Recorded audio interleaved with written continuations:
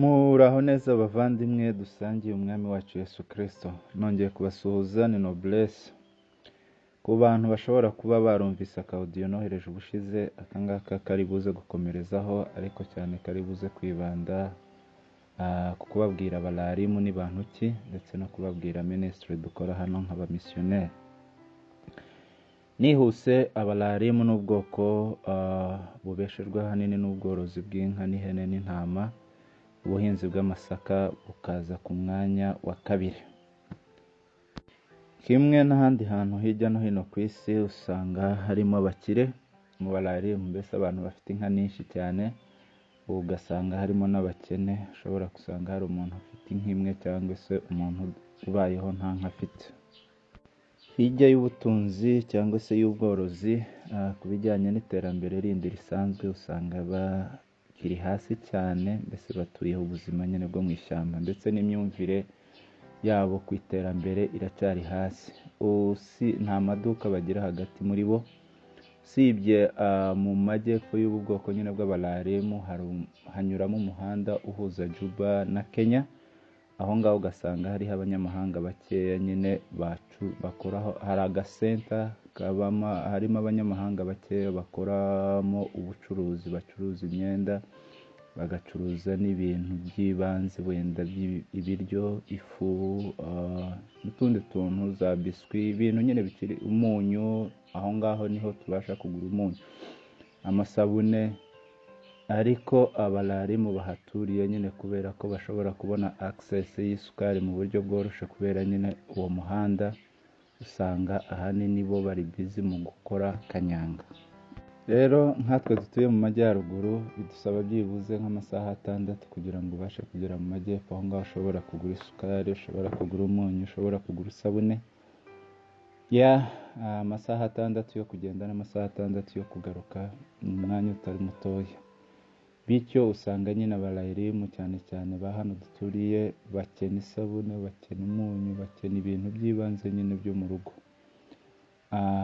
Bigatuma umwuka wo gusabiriza uba hejuru cyane, ndetse n'imyenda nyine benshi bakenya imyenda mu rwego rwo hejuru cyane. Usanga bambaye utuntu tw'udushwambagara, nimba ariko nabivuga kinyarwanda. Ku bijyanye n'imibanire n'andi moko bahanye imbibi, ntabwo ari myiza, mu buryo bahora mu ntambara. Izo ntambara ziba zishingiye hanini ku bworozi, mbese bahora banyagana inka cyangwa se n'ihene, ibyo ari byo byose. Rero cyane cyane ubwoko bwitwa abatoposa, kuko ari bo twegeranye cyane, kandi ni nabo duhana umupaka ahantu hanini cyane. Babafata ko ari abanzi babo cyane. Mu buryo abalarimu baturuka hano bagiye kwiba inka z'abatoposa, abatoposa nabo bitwaje imbunde bagiye kwiba nabo inka abantu bazicungishije imbunda.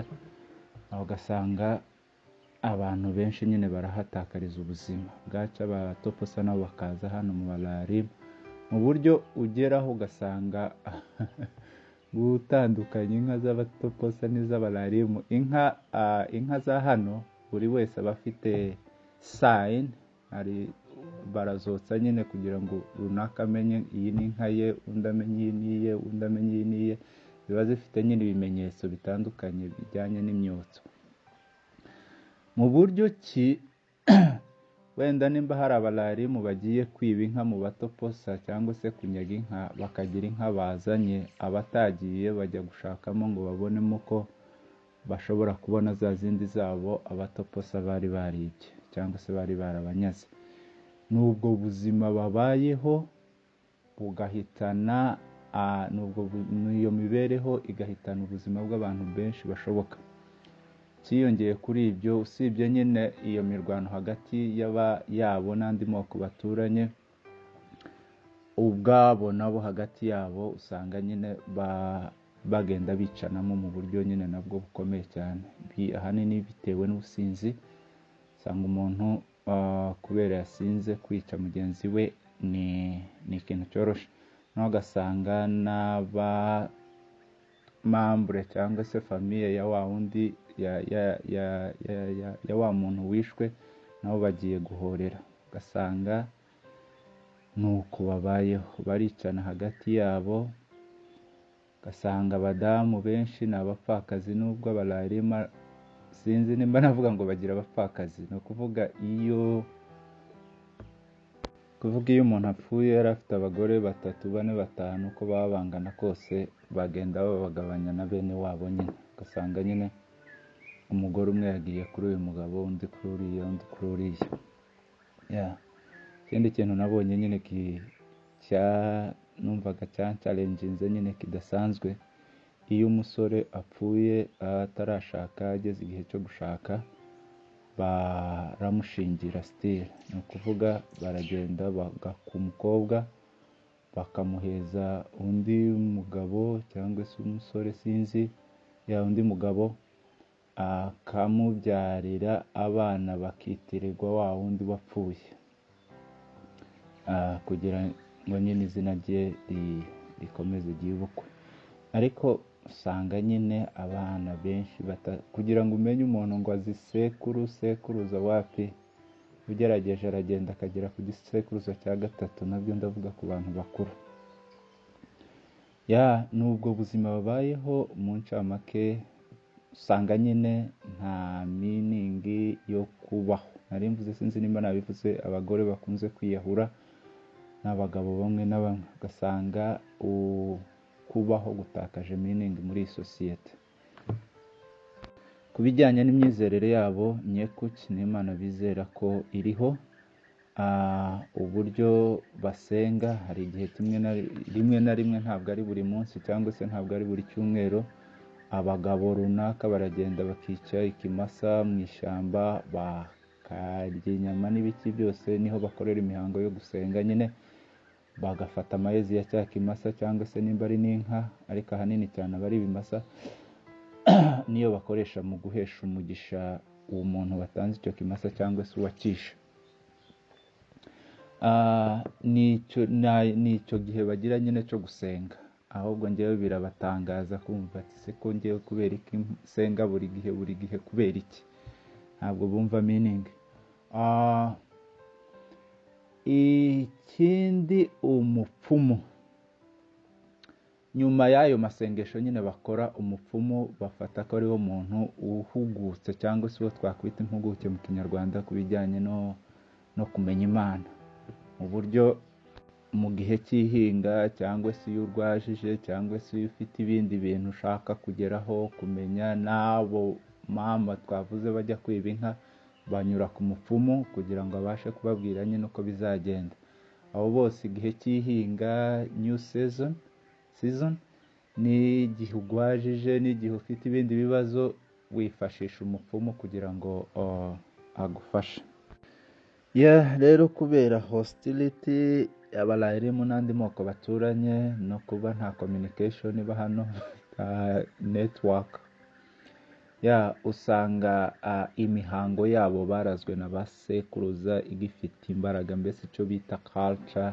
Buryo ibintu byose nyine babikora muri culture, mu buryo iyo ugerageje kubarizoninga nyine babwira kubera iki mukora ibi bintu, kubera iki mutabigira gutya, wapi, nta bindi baba batekereza nyine. Uku niko tubikora, niko twahoze tubikora, niko basogokuruza babikoraga, nuko nguko. Mbese culture iracyari strong muri bo cyane, kandi nyine ikibabaje nuko aba ari culture itari culture ya gipagani cyangwa se culture itari y'Imana. Ku bijyanye n'aba Missionaire, 2016 nibwo twageze hano itsinda. Icyo gihe twari tugizwe n'itsinda ry'abantu b'abadult 12 n'abana batoya nka 6. Mu kwa 8 nibwo ntekereza kurangiye, nibwo twageze hano kuri Tereneza. Twatangiye amezi 6 mu buryo curriculum yari imeze nyine, yari ayo kwiga ururimi no kwiga umuco wabo no building a friendship, kuko nyine uburyo ahanini tunyuzamo message cyangwa se dukora umurimo no through friendship. iyo timu yasoje 2018 irimo kurangira, nubwo nyine tutasoreje rimwe twese, hari bamwe bagiye mbere yaho bitewe n'ibindi bibazo, bamwe byabagoye nyine gukomeza kwihanganira culture hano, abandi ibibazo byo gupfusha, nuko nguko byagenze. Ariko nyine official team yarangiye yasoje 2018, 2019 igeze hagati hatangira iyindi team nshasha, ba famiye imwe n'abasiribateri babiri nitwe twagarutse muri iyo timu, haza kwiyongeramo abandi basiribateri babiri. Kugeza uyu munsi turi timu y'abantu 6, yes, bakuze, hakaba n'abana 4, iyo famiye ifite abana 4. Ariko kuva corona yatangira kugeza uyu munsi, famiye corona yasanze iyo famiye hanze ya Sudan, babura uburyo bagaruka, tubategereje muri uku kwezi gutaha kwa 11. Timu ya mbere nyine kubera ko nta rurimi twari dufite ahanini cyane, icyo twakoze twafashe nka Bible overview cyangwa se summary kuva mu itangiriro kugera muri Revelation, to draft dukora 25 Bible stories, ahanini nyine zibanda ku bijyanye n'umuvumo, cyangwa kuko nyine abayemo bizerera mu muvumo n'umugisha, the spirits. Izo Bible stories twakoze hanini zashakaga kubasobanurira icyo umugisha ari cyo, ari Kristo ubonerwa mu Mana, n'umuvumo ibyo ari byo, cyaha n'ibindi byose nyine bigendanye n'ibyo ngibyo. Kubera ururimi rwari rukiri hasi, ahanini twakoreshaga na filime ya Yesu mu kirimi cy'abadidinga. Ni kirimi kimeze nk'uko twavuga abarundi barimo kumva ikinyarwanda, cyangwa se twe twakurikira iyo filime mu kirundi. Hamwe nyine rimwe na rimwe ugize amahirwe ukabona umuntu ugutranslate, ukora interpretation ugakoresha icyongereza. Ubundi twari dufite limitation y'ururimi pe. Nyuma yo kwiga ururimi tuba dushishikarijwe cyane gutangiza amatorero matoya yo mu rugo. Ni ukuvuga nimba ufite famiye runaka mumaze kuba inshuti, ukabasaba ko waza ukajya musenga cyangwa se ukababwira ijambo ry'Imana, with the hope ko batangiye nyine kubikunda, batangiye nyine kubyumva nyine ari byiza, bashobora gutumira abaturanyi babo bake babandi bari interested, nabo bakaza nyine. So hakomeza kugira nyine abemera Kristo, bikaza kuba nyine small church. Ku bijyanye no kwemera biratugora cyane kugira ngo umenye n'umuntu wizeye uwo ari we, cyangwa se koko baba biteguye ku bintu nyine babwira ati si burabyemereye burabyizeye, baba biteguye kuvuga yes. Mu buryo ahanini nyine atari byo tugenderaho kuvuga ngo runaka yakiriye Yesu nk'umwami n'umukiza, ushatse wabona n'ijana ku munsi, ngira ngo urababaza utanababwirije bakabyemera. Rero nyine kubera analyse yabo, imitekerereze yabo iri hasi, baba barimo gutekereza ibijyanye gusa n'ibyo barya n'ibyo bambara, ubuzima bwabo, bari very concerned n'imibereho yabo no kuhaza igifu.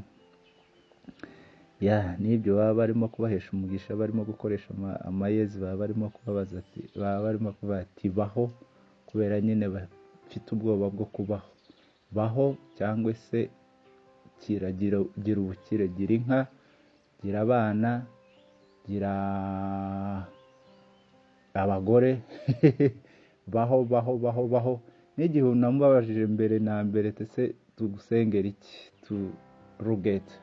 rugete nyine ni ubuzima, ndashaka kubaho, kubera nyine bagira ubwoba bwo gupfa. Spirit yo gupfa y'ubwoba ibase buno bwoko cyane.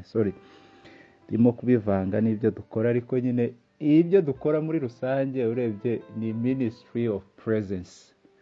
se ntiwavuga ngo ukora ibi ngibi, cyane cyane ko tuba turi limited na culture, tuba turi shocked na culture, climate itanatwemerera, n'ururimi narwo turi very limited. Ariko kubaho kwacu hano nyine birabafasha, bumva bahumuritse, bumva bagize umutima utuje, bumva hari abandi bantu babazirikana, bumva nyine nabo ari abantu, mbese bahawe agaciro, bene ibyo ngibyo. Ariko hamwe n'izo limitations zose, turashima Imana yuko ab'Imana nyine yihamagariye cyangwa se yirehereje, ugira gutyo ukabona umuntu umwe abaye interested, ugakomeza kumubwira akizera. Kugeza ubu nyine kano kantu ndimo kugakora mu gitondo cyo cyumweru, mu kanya gatoya kari imbere turi buze gukora amateraniro, nubwo dukora amateraniro y'abantu bakeya, ariko nyine arahari. Rero nihuse, reka nako nihuse, nubwo natwaye umwanya muremure ntari mbizi cyane, mu mbabarire ibintu ndi involved muri byo muri no minsi. Celestine rewe kiriche kaudhi rewe zacho tamanko kakuni kadhi rewe sorry mumbabarire ni umuntu wari umpamagariyemo nyine. Rero nari ngiye kubabwira ibyo ndi involved muri no minsi, ni kuyobora indi coordinating nyine small church ya small gathering y'abantu bakeya ku cyumweru. Hari igihe baboneka benshi bakunze kuba ari abana, ikindi gihe bakaba ari abantu abakuze bakaboneka ari nka 4, 3, 2, 5 gutyo. Ikindi cya kabiri ni ukuyobora nyine itorero ryo mu ngo yo mu rugo muri village yitwa na park, muri village church ikorerwa na park, itorero ryo mu rugo ni chawa. Ikindi cya gatatu nyine hari abana fasha muri discipleship nka 5 nyine, ari bo mbona nyine barimo gukura neza mu gukunda Imana no kubasha nyine. 3 muri bo babasha gusoma no kwandika. Abo ngabo nyine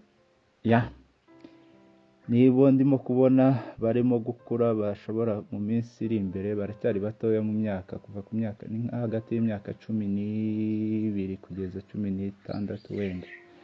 Nibo mbona nyine bazajya bakomeza kumfasha mu murimo. Harimo n'undi mugabo ukuze, ariko nyine we ntazi gusoma no kwandika, ariko ari very committed to Christ. Abandi nyine bari aho ngaho, baracyari muri process, ariko ndashima Imana yuko ubu ngubu tumaze ururimi rumaze kuza. At least I can talk, I can discuss, I can share cyane. Ubu ngubu dufite n'inzandiko za Pawulo, ni ubutumwa bwiza bumaze kuba translated mu rurimi rw'Ikirari, usibye ko ari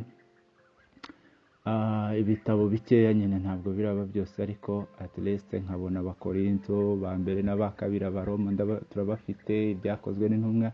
Ni umunezero. So mukomeze mudusengere bavandimwe, kugira ngo duhabwe imbaraga. Ibicantege ni byinshi, discouragement. Hari igihe nyine umwanzi aba arimo planting a seed of discouragement, igihe kenshi gashoboka kumva hano kuhaba byakunaniye, byakugoye.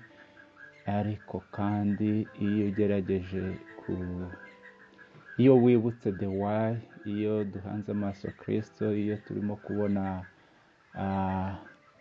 Kristo aba glorified cyangwa se amenyekana hano kimwe n'andi moko yo hirya no hino ku isi, iyo umuntu abitekereje muri eternity, bihinduka umunezero, bihinduka joy. Nubwo hari byinshi biduca intege cyane muri uku kwezi, muri aya mezi 3 ashize, kuri njyewe by'umwihariko yarankomereye cyane, ariko nyine iyo umuntu arimo kubitekereza muri eternity, ibyishimo biba ari byinshi nyine. Ntabwo hamwe n'ibibazo, ibyishimo nabyo biba bihari byinshi, kandi dushima Imana.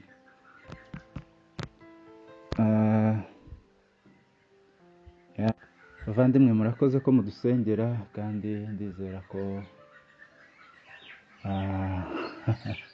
ntabwo natekerezaga ko byamara iyi minota yose ariko nyine nuko byagenze. Murakoze ko mudusengera kandi I love to hear your feedback. Imana ikomeze iganze imitima yanyu, turi kumwe, komeze mudusengere.